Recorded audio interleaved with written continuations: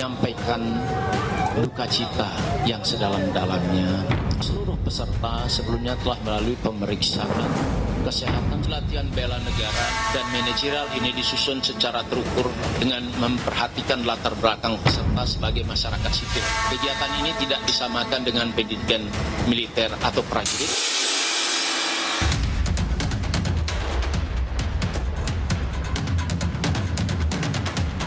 Apa hubungan antara push-up dengan menyusun laporan keuangan? Apa hubungan antara halang rintang dengan mengawasi stok barang? Apa hubungan latihan tempur dengan melayani anggota operasi?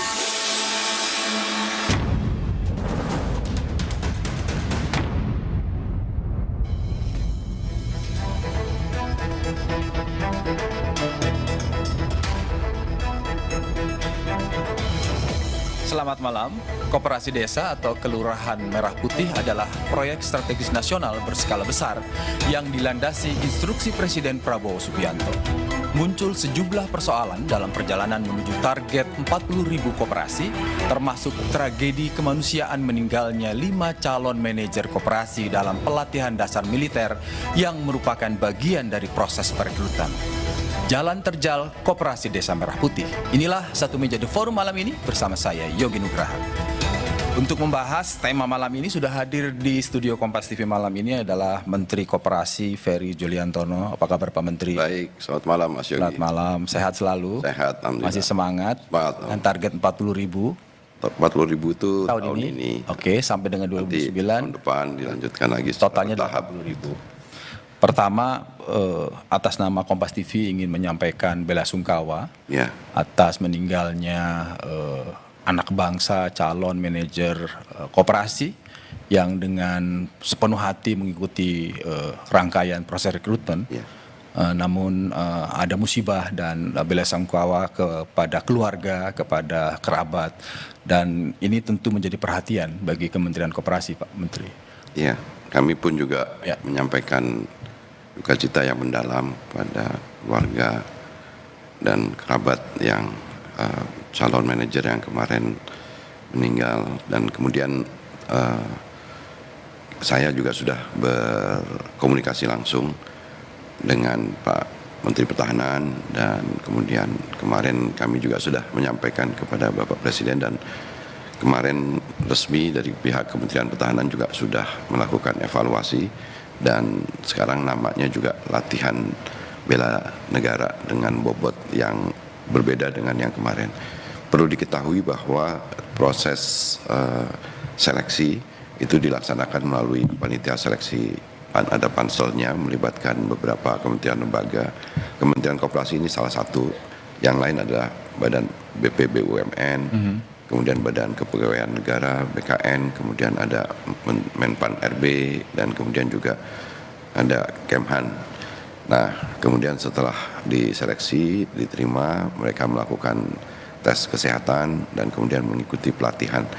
Kami Kementerian Koperasi mendapatkan waktu untuk mengadakan pelatihan kepada calon manajer ini.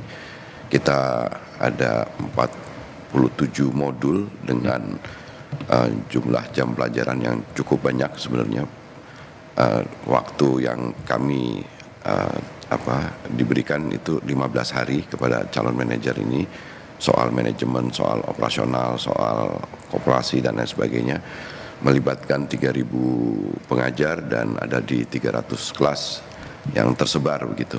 Nah, adapun mengenai pelatihan yang kemarin dilaksanakan itu sepenuhnya ada di Kementerian Pertahanan.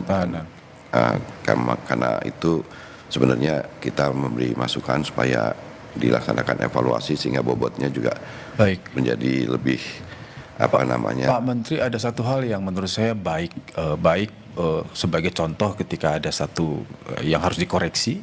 Dan tadi saya mendengar langsung dari Pak Menteri bahwa sudah berkomunikasi dengan Kementerian Pertahanan, dan seketika itu malam itu juga ada pernyataan dari Kementerian Pertahanan yang mengatakan bahwa akan mengevaluasi dan menghapus sementara Latsarmil itu sehingga mengembalikan menjadi wawasan kebangsaan.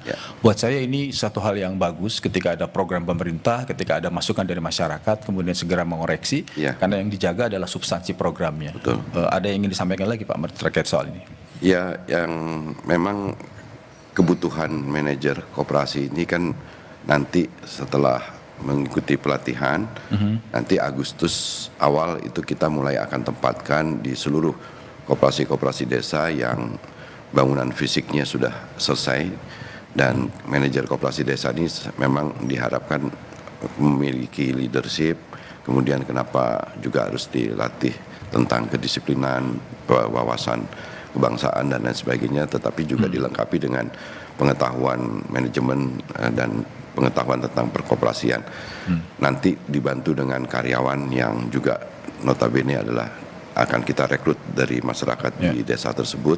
Itu nanti kan yang akan menjalankan. Yang dijalankan adalah bisnis model yang juga ini kita sedang persiapkan, dan juga visibility study-nya.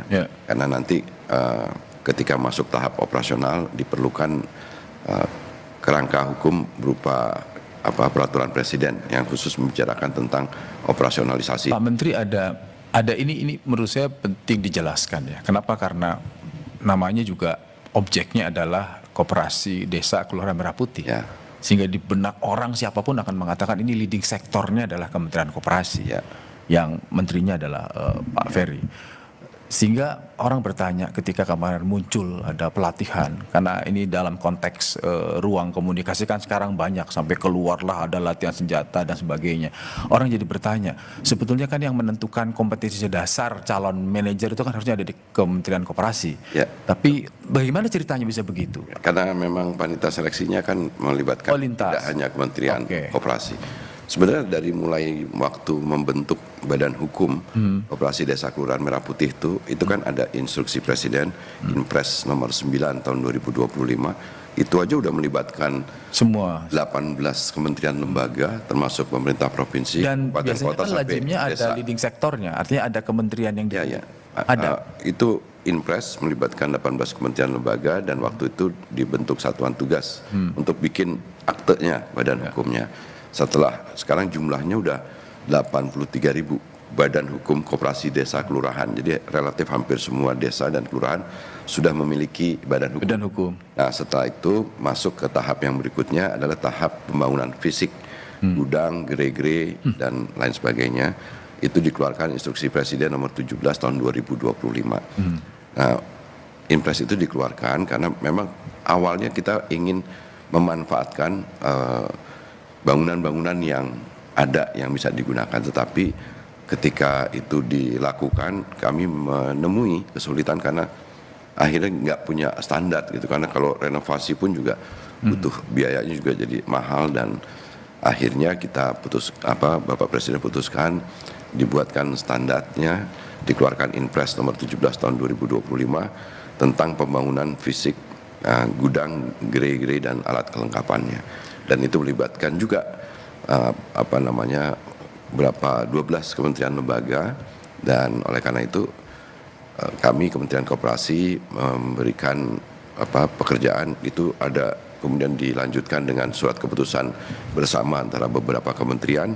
Kemudian Kementerian Koperasi memberikan pelaksanaan pekerjaan kepada PT Agrinas Pangan Nusantara untuk membangun fisiknya, dan dibantu dengan Tentara Nasional Indonesia, semata-mata adalah untuk supaya ini lebih efisien dan lebih tepat waktu. Ya, karena Kementerian Koperasi kan nggak punya kapasitas untuk bangun. Betul. Tapi saya ingin tahu ya, artinya karena tadi Pak Menteri mengatakan langsung berkomunikasi ketika ada berita meninggalnya 5 calon manajer itu, langsung berkomunikasi dengan Kementerian Pertahanan, dengan Bapak Presiden bahkan.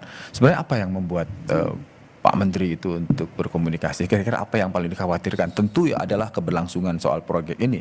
Tapi kalau boleh tahu saat itu juga kenapa berkomunikasi dan langsung direspon bahwa ada perubahan? Ya, saya rasa memang ini jadi persoalan penting karena mengingat ada korban yang apalagi meninggal, dan kemudian sebagai bentuk tanggung jawab pemerintah, kita perlu mendengarkan masukan, kritik, bahkan tentang harus ada evaluasinya, dan kami harus memutuskan untuk melakukan evaluasi. Dan alhamdulillah seperti yang tadi Pak Yogi sampaikan, bahwa pihak Kementerian Pertahanan, kami juga kemudian sama-sama melakukan evaluasi. Dan oleh karena itu harapannya program Koperasi Desa Kelurahan Merah Putih itu bisa terus dilanjutkan, dan oleh karena itu kita tetap perlu masukan, kritik dan lain sebagainya.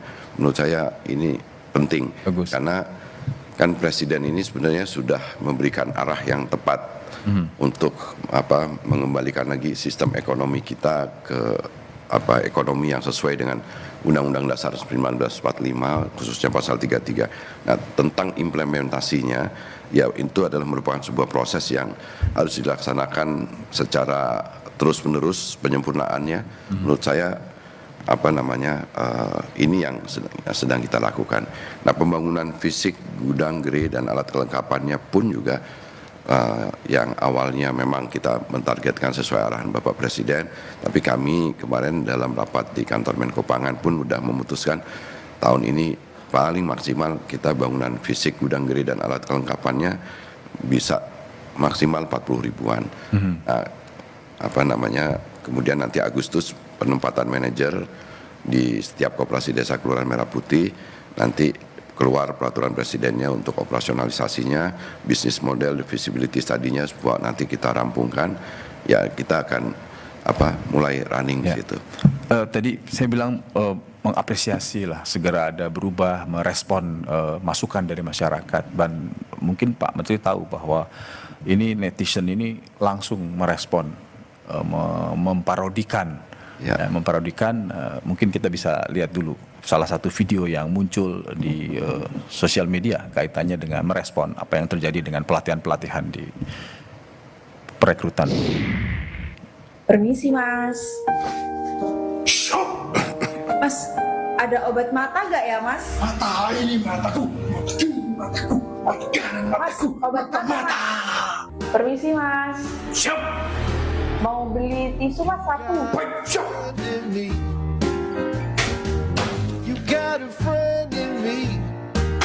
Ini Kak tisunya. Ada kecap gak ya Mas? Ada. Iya Mas, mau satu Mas. Di mana Mas? Di sini.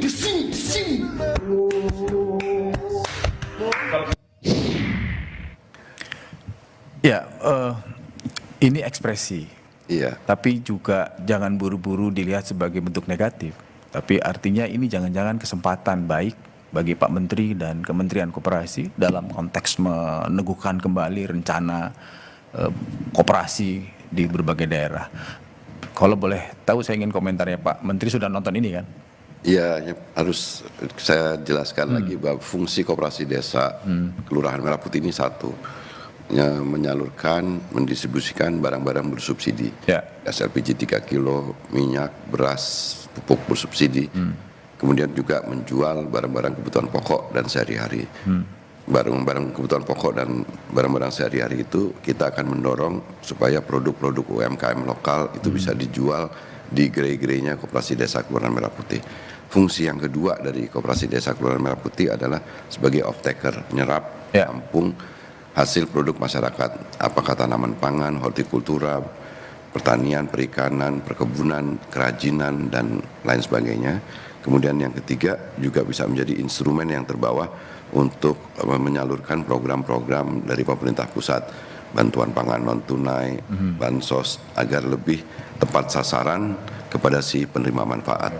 Kegiatan Koperasi Desa Kelurahan Merah Putih itu kegiatannya yang pertama dia retail, karena punya gerai, barang-barangnya itu kita jual, barang-barang yang kita jual yang belum mampu kita produk sendiri, itu pasti kita akan kerjasama dengan pihak pabrikan dan prinsipal, tapi kami akan mendorong supaya produk-produk UMKM lokal itu bisa dijual di gerai Koperasi Desa Kelurahan Merah Putih. Kita sekarang juga udah mendorong mulai belajar produksi barang-barang sendiri. Nah, yang ketiga ada kegiatan keuangan mikro. Kenapa? Karena keuangan mikro itu memang sekarang masyarakat khususnya di pedesaan banyak yang terjerat praktek rentenir dan pinjaman online. Pak Menteri, kita akan lanjut lagi.